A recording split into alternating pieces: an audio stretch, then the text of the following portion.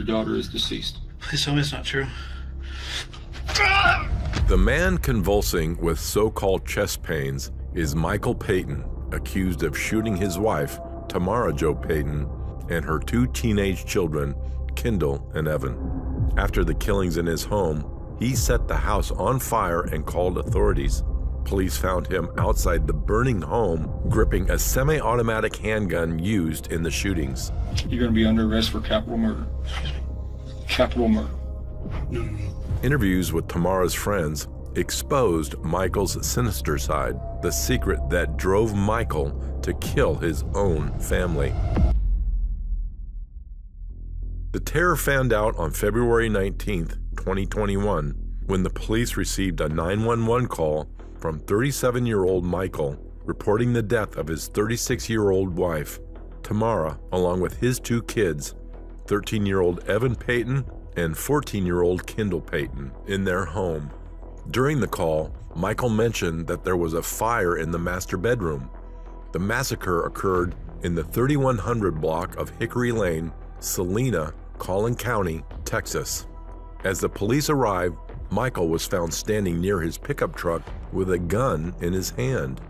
The firefighters found Tamara's dead body in the master bedroom. This is when the police ordered Michael to surrender the weapon and booked him for an interrogation. What follows next is a series of revelations intended to cover up a disturbing and gruesome truth. You don't remember anything from today? All I think I can think of is the other day my wife was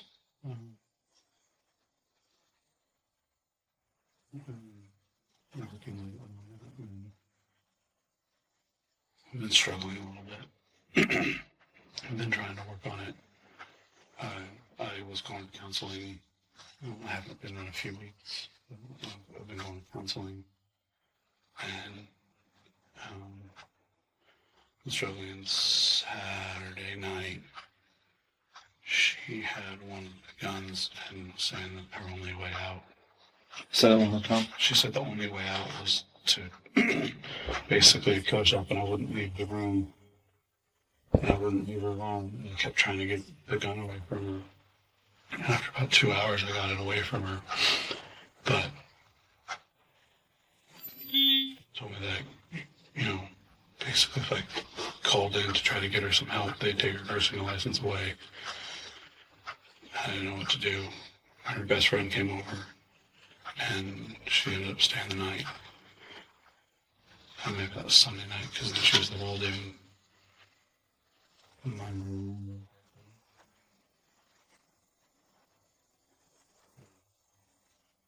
I've been watching. I've been afraid that she was going to hurt herself. I hid the guns. And Who's her best friend? her name's Heather.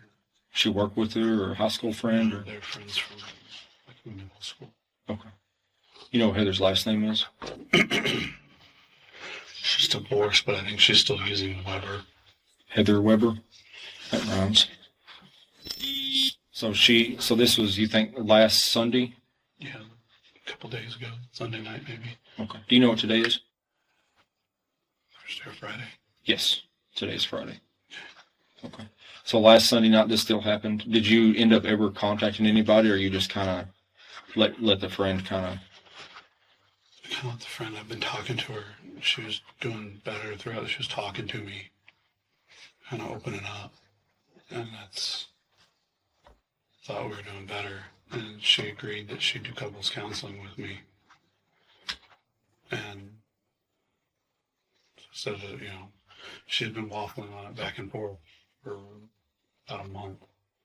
She agreed she'd go, told me I might not like all her answers, but that she would go because I thought it was important. And so I was going to look into, it was... Okay. And so you said you hid the guns? Where'd you hide them? What was that? I had one of them was up in my office that I didn't use it this week, but I've been using it for a few months in the extra bedroom upstairs. And it was up there. And then the other one was, it hit it in a bag. I was planning on putting it in my truck and trying to find it like him too. For a while until it blew over, and I felt like she was better. How many guns do y'all have? 2. Are they both handguns or rifles? So handguns. Both handguns. Do you know what they are? There's a Walther, it's a 22, and a 9mm Springfield. Springfield. I used to have a Springfield 9mm. I traded it for a Glock. I didn't like them until I started carrying them. I learned to love them. So it was a transfer, but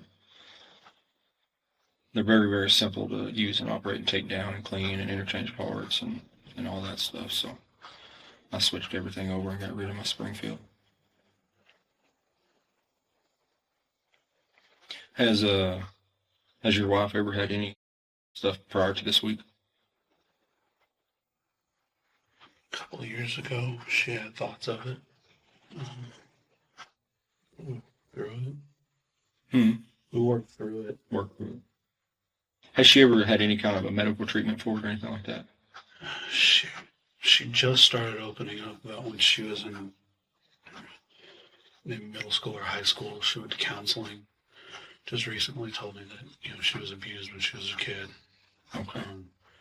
And that's why she's been not wanting to go to therapy with me, because she didn't like the experience. Physical abuse? Abuse. From what she's told me. Do you know who it was that done it to her, like a family or boyfriend? I think it was friends of her dad and maybe her stepdad. The detective begins the interrogation by testing the waters first. By talking about the reason behind Michael's wife's hopelessness, the detective tries to know what fueled Michael's desire to commit such terror. But contrary to Michael's statements, there's no evidence that confirms Tamara's depressive tendencies. In addition, Michael is not ready to admit what led him to commit the massacre of his own family. As per his confessions, he apparently woke up and suddenly found his wife and children dead. But soon enough, the investigator will tear this lie apart. She told me about one, including when she was living with her dad in Michigan. There was the neighbor. She was babysitting and woke up to him over her, and there was other ones that she didn't tell me about, but she told me that there was. Oh, so it's like not just one thing, or not just one person, kind of multiple. More than one. And so she's struggled with that before, and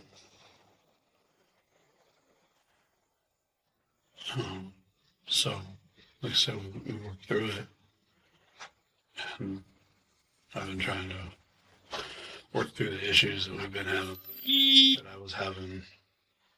I've never been great with sharing my emotions, and that's why I went to counseling.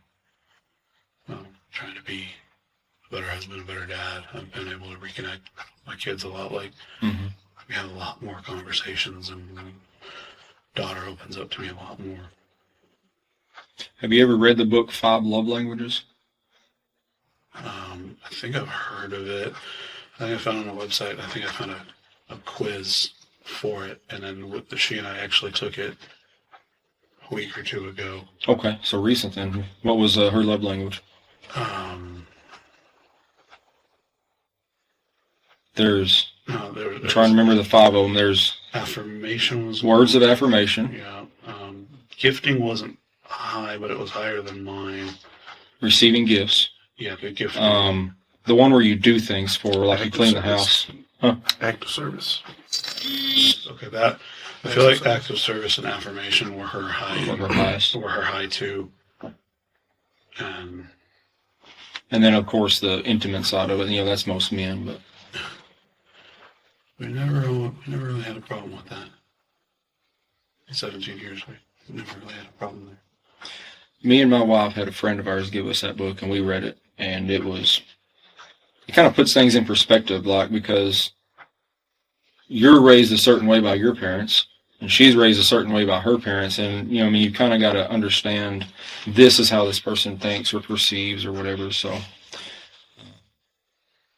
it really helped us, because my wife's grandmother always bought her gifts.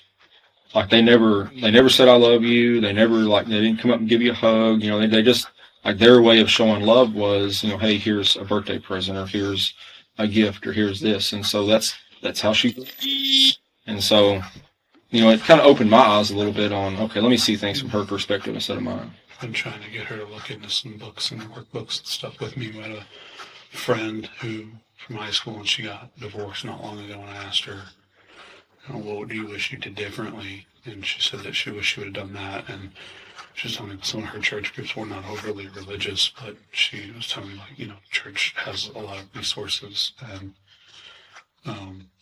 so I've been trying to push her towards that a little bit. You know, What religion are you?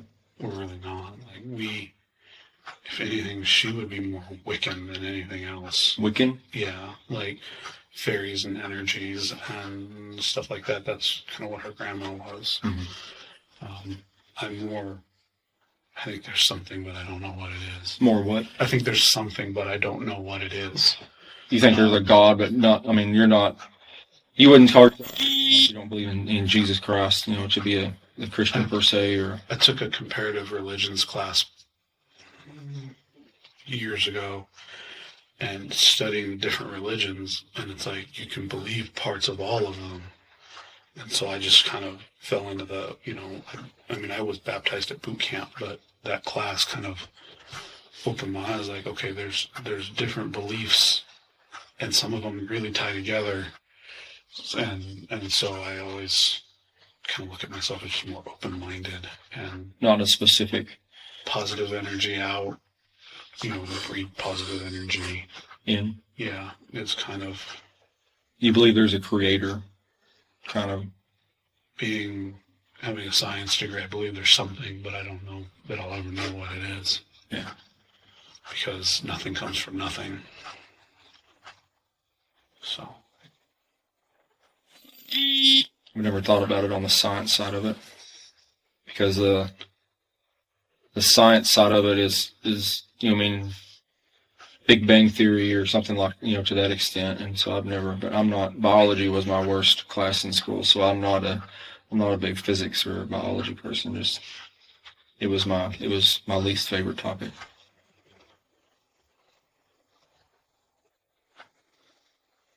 What all religions was it that you studied in that class that you kind of took bits and pieces from?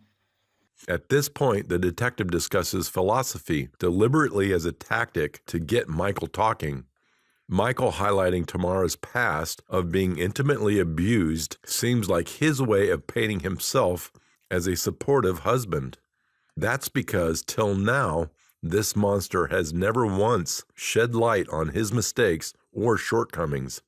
So, cutting to the chase, the detective will try to break his selective silence with an explosive question. I think I need to talk to somebody. I can't remember, and I don't know what to do. Do you remember the police coming to your house this evening? I remember being on the sidewalk on my face. Mike, look at me. Yeah, look at me, brother. I'm going to be honest with you. Can you be honest with me? You called 911 tonight? You called 911? And you told the dispatcher that you wanted to kill yourself. Do you know why you would tell them that you wanted to kill yourself?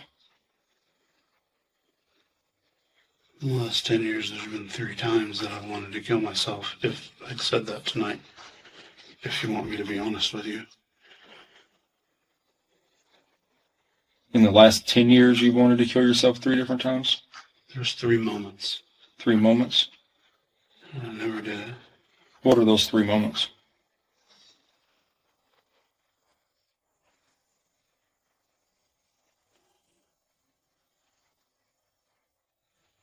One of them I got, before I went back to school, got screwed over by my boss. And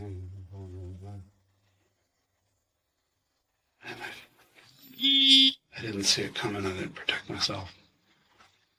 And I failed my wife. I failed the kids. And we're in a really bad place as far as financials go. And I wasn't doing well coping with it. It was a hit to me. And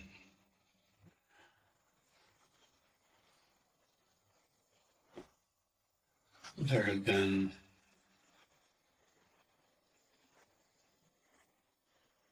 rumors that my wife had slept with a coworker. She told me it wasn't true, but it was just another piece. Something else to add some stress.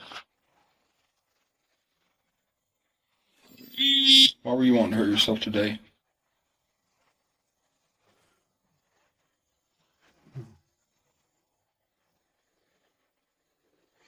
I don't know. I want to help you, Mike, but you've got to remember.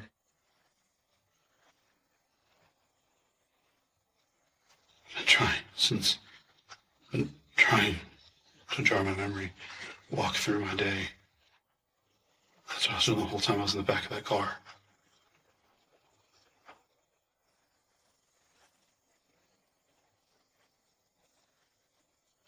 What's happening? I don't know. Michael's act of restlessness and nervousness makes him look like a bad actor trying to clown on everyone. But Michael confesses something that directly gives away his motive, and that confession is Tamara's romantic affair with one of her colleagues. But the puzzle still doesn't fall in place. Despite talking about his wife's flaws, Michael doesn't reveal why he had to shoot his children dead. But investigative records confirm Michael set his home ablaze to destroy all the evidence, believing the fire would easily engulf the bodies of his family members and make the murders appear accidental.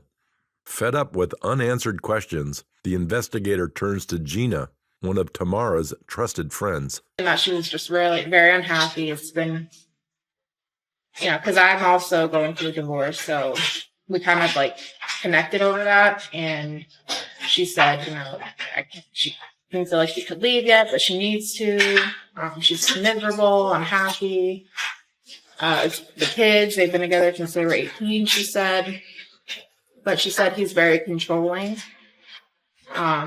She said that, I think this was a while ago, she did mention about him at some point getting physical, I want to say, but she didn't say exactly what, but that's kind of what she insinuated, and that's when I told her, you need to get this out. But, it just seemed like she just couldn't leave, and that this was going on for a long time.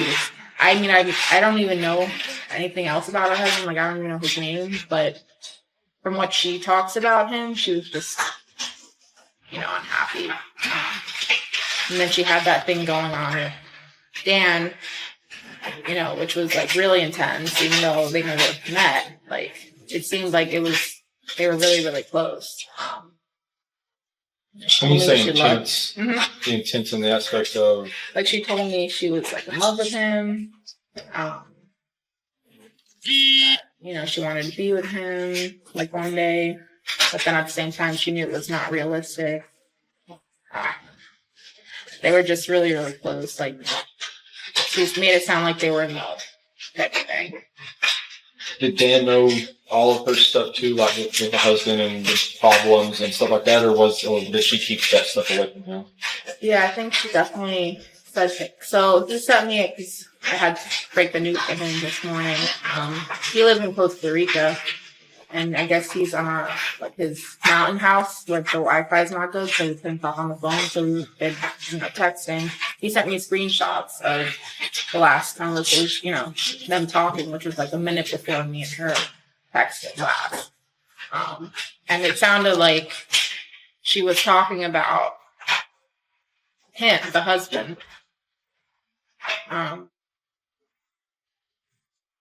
He just got out of the shower.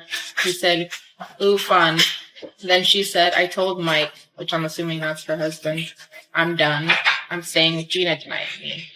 She asked if she could stay over. He goes, "Oh, what happened?" She said, "I can't do this anymore. My mental health can't handle him coming." And then I got cut off. It says A. I don't know. And then, did he do something? He did. And that's all him trying to message her.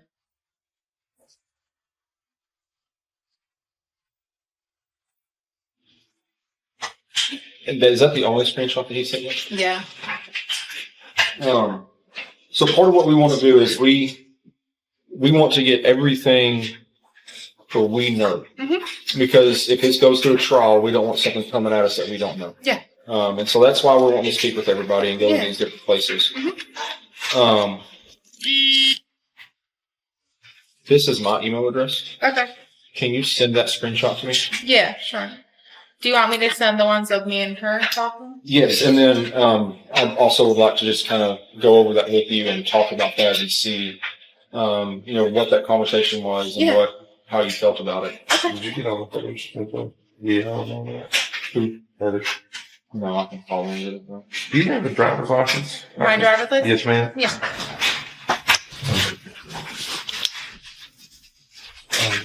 We got 2 phones there. That's right. We need to be getting that shit. Huh? We need to be getting that stuff. The attitude thing. Yeah, this license isn't as cool as a Texas license. I know, it's not. It sucks. And she don't have a shower that long. And I look like horrible.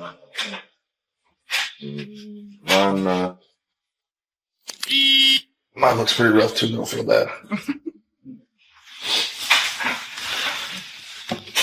So what were your messages with him or with her? We talked about everything. Just day-to-day stuff. Like the last messages or in general? In general, and then we'll go in specifics about the last one. Okay. Just everything. We would make comments about things from the group or how's your day going, or I'd talk about work, or she'd talk about whatever, She was doing some, I was telling her how I'm getting burnt out at bedside, and she's like, "Oh, I'm doing this, whatever she does with the drug company. It's so much better than that." With Gina's testimony, the detectives almost find the fountain of truth. It's evident that even though Michael was not physically abusive, he was quite controlling.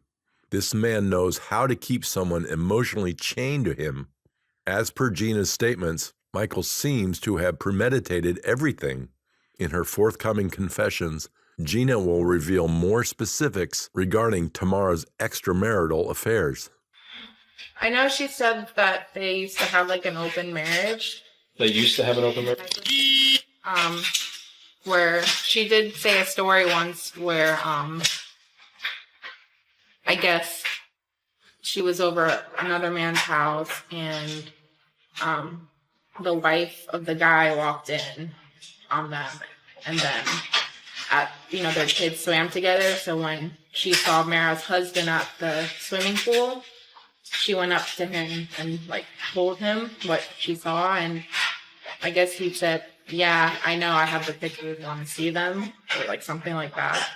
He already knew about it. So she made it sound like they had kind of an open marriage type thing at some point. I'm not really sure if that was still the case now, or how long ago that was, but that was a story she did mention once about him. Other than that he was controlling, because I had a recent experience with someone controlling, so that's when she kind of opened up about the marriage a little bit, that he was really controlling and this and that, and always wants to be with her, makes her feel guilty when she wants to do things for herself, that type of thing.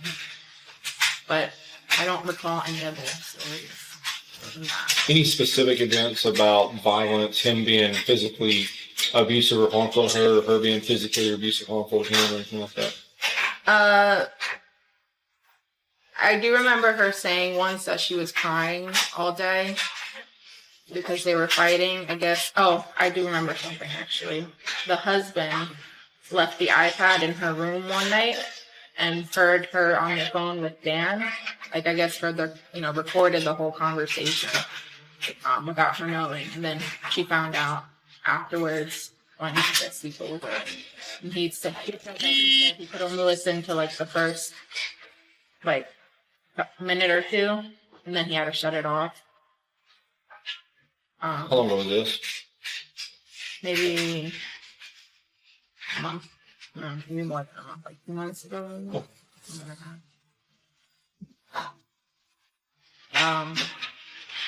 So that was another thing she did. Yeah, I mean, she did say, this is just so long ago that I don't remember specifics, but I do remember her saying at some point she felt like a little intimidated by him, like insinuated that he might physically do something. And that's when I told her, like, get out, this, that. Has she ever had any events where she's had mental breakdowns or tried to harm herself or anything of that incident that you know about? She did not. I know Heather told me this morning about, last week, but she never told me anything about wanting to harm herself or anyone else. Was that before Heather come and spoke with us? Yes, that was before. Yeah, I haven't spoken to her since she called me from her station. I just texted her the room number. But, there were times where she told me she was crying, because she was upset or she got in a fight. But you don't know, she never shared with you, or you don't know anything about this incident that happened this last week? No, I don't know anything about that. Yeah. Is there anything that you can think of that would be relevant as far as, I think we've kind of covered all of that. It seems like y'all were close, but not close, but there's some, there's some things that she was still kind of reserving, holding in. I wouldn't say we were like really, really close. I never really met her, but like an online sort of just venting, someone to vent to each other. She seemed like a nice person too. Did she give you any details about Dan? Have they made any plans to meet each other or anything like that, or are they just trying to just not do anything online? Or? Yeah, so they didn't make any concrete plans to meet. I think mostly because of COVID and everything, but they definitely talked about wanting to meet up at some point, about him coming here, like him coming to New York or Texas. They did talk about that, but there were no concrete plans. Okay. What is his position? I know he's a doctor. Is that correct? Yeah, he's a physician, kind of like internal medicine, hospital. He's 29 years old. Is he born and raised Costa Rica, or is he over there just because of? He's born and raised there. Do you know if he is single, married, anything like that? He's single. I know he owns his own house, and his brother lives there. While Tamara did have affairs, Michael's accusations of her mental instability seem unfounded. Moreover, according to Michael's neighbors, he had a good relationship with Kendall and Evan. This means that Michael is definitely good at maintaining a strong facade of a caring father. Besides, for someone who was a friend of Tamara, Gina seems quite calm about her death.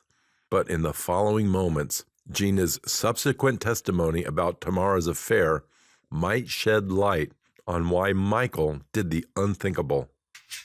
Any reason to believe this dude's lying about who he is, or anything sketchy about him? No. No. I don't think so.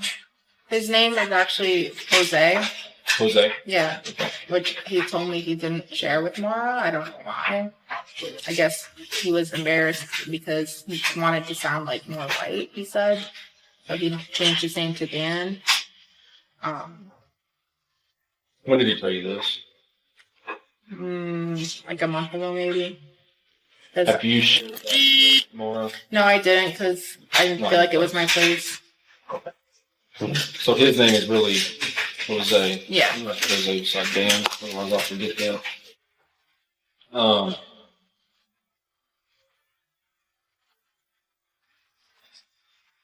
Was there? I know this may seem silly, but I'm just trying to get a Yeah, clear whatever picture. you need. Was there a relationship between the two of them? Like, were they Yes. phoning and sending pictures Yes. and talking all that stuff? Yes.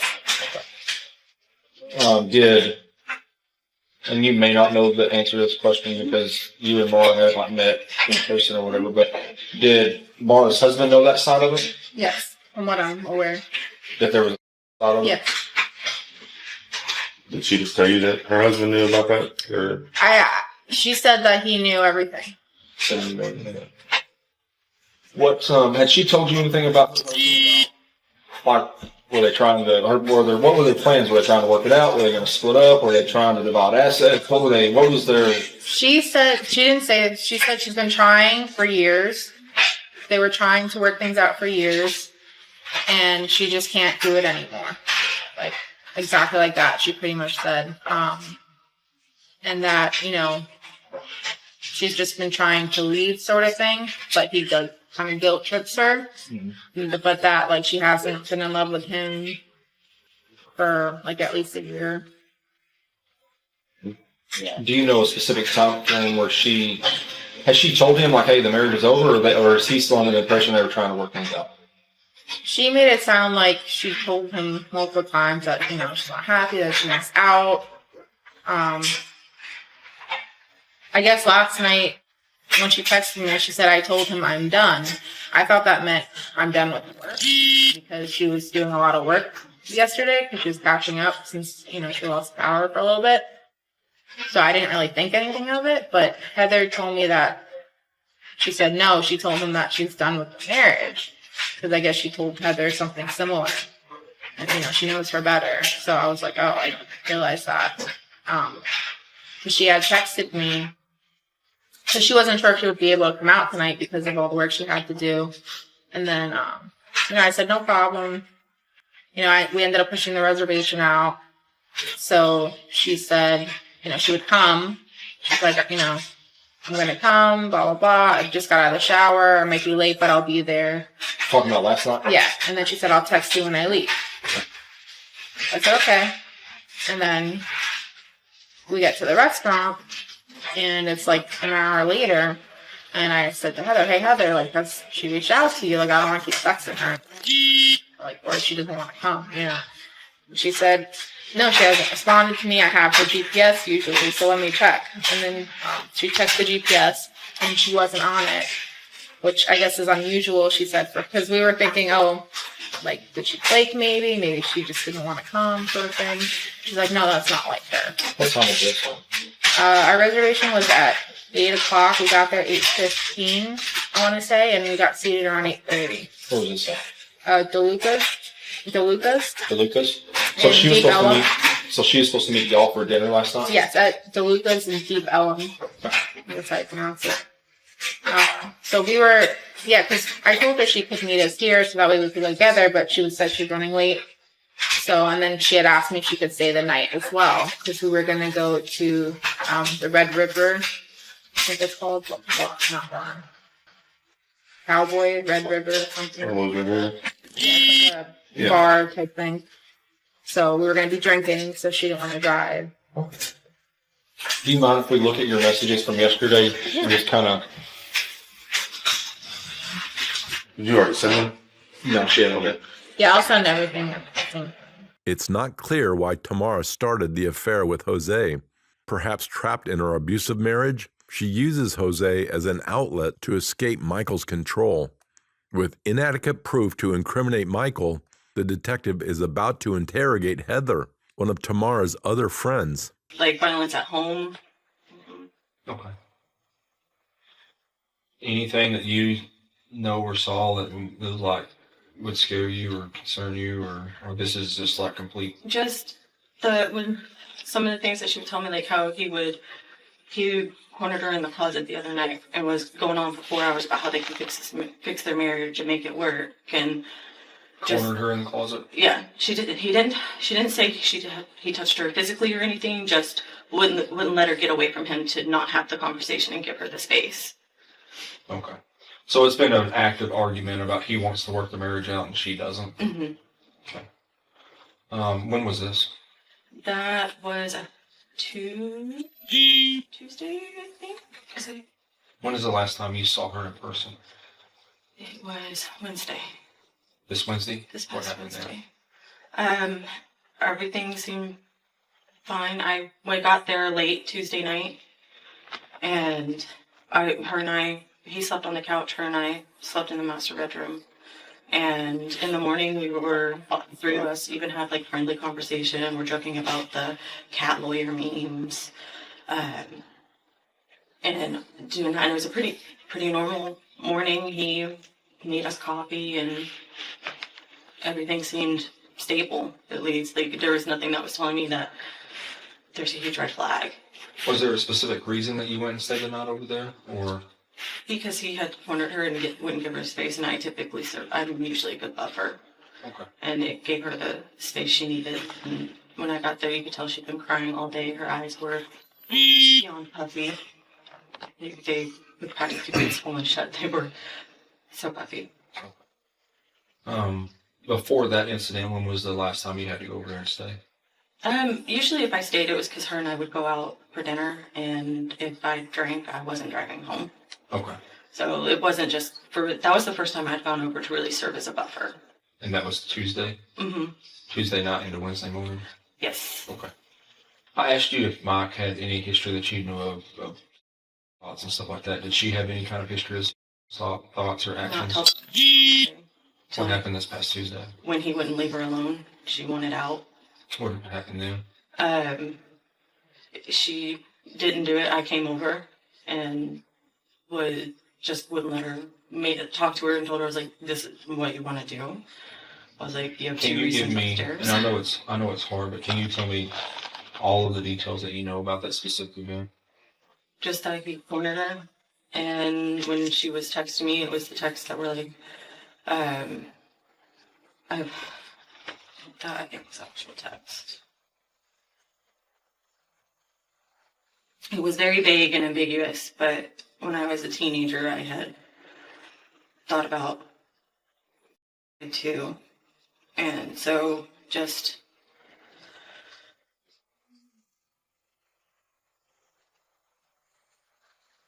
she said there's only one way out. And she says she's going to end it for good. And she says it's the only way. She's like, and she kept saying, she's like, I'm sorry, it's the only way. I can't live like this. I want it to be over. It will be over soon. Only one step. He won't let me go. No, and then I told her I was coming over. She said, no, it's not safe to drive. And then I told her that I was coming. She kept saying, she said, Heather, I'm okay. It will be okay. It's the only way. And then I told her that I would put her coming over. Will you screenshot those? Oh, and that was on Sunday. I'm sorry, it was not Tuesday. It was Sunday. Okay. So it was Monday when I last saw her.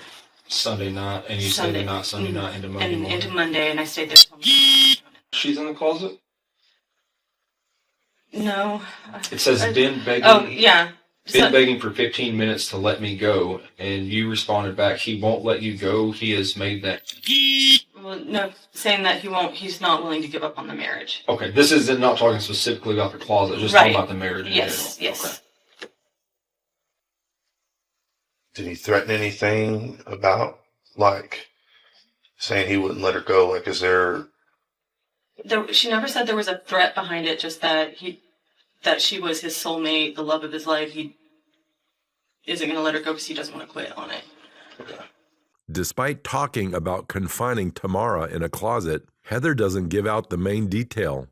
According to the investigators, Michael informed the emergency services of finding Tamara unresponsive in a closet. He also stated that the children didn't even respond when he called out their names. With all the evidence gathered, investigators are about to confront Michael with one final blow. You're going to be under arrest for capital murder. Capital murder. Mm-hmm.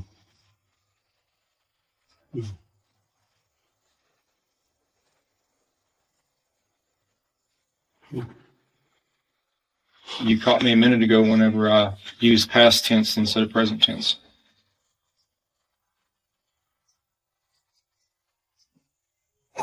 No. We're not.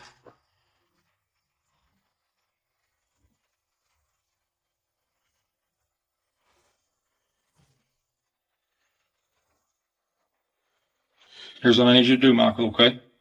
I need you to stand up and turn around and face that wall for me, okay? Stand up for me.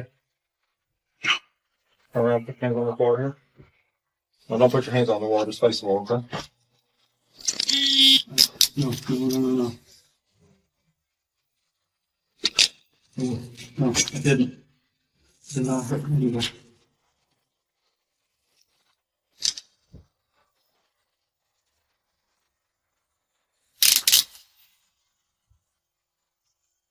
Hang on, Michael. I'm gonna lock them so they don't tighten up on your wrist. Have a seat real quick. You can breathe, okay? Take a breath, Michael. I'm gonna get somebody so we can walk you over to the jail, okay?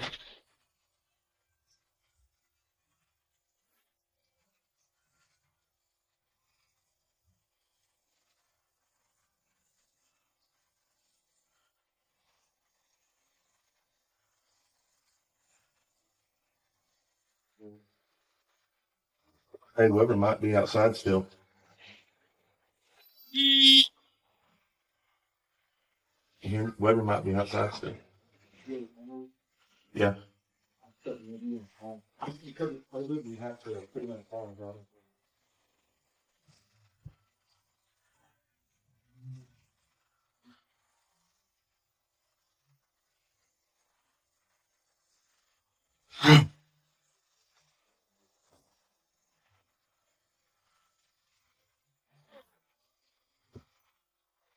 Mike, we're gonna have a car pulled around so we gotta drive you over there because there's ice and stuff still outside. So I don't want you walking across the ice.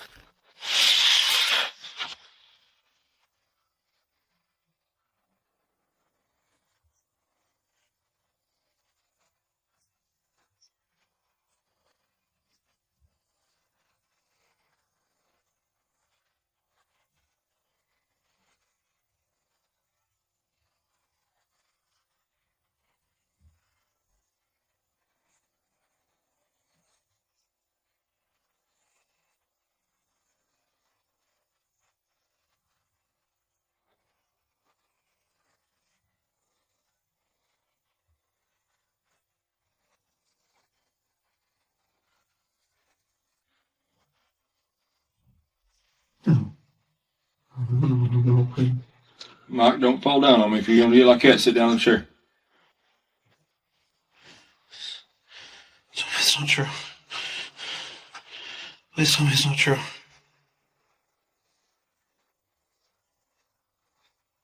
Please. Are you talking to me or yourself? Please tell me it's not true. Your daughter is deceased.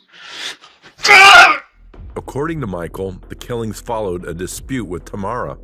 After all this, one uncertainty finally remains: whether Michael should be given the harshest punishment for such a senseless massacre.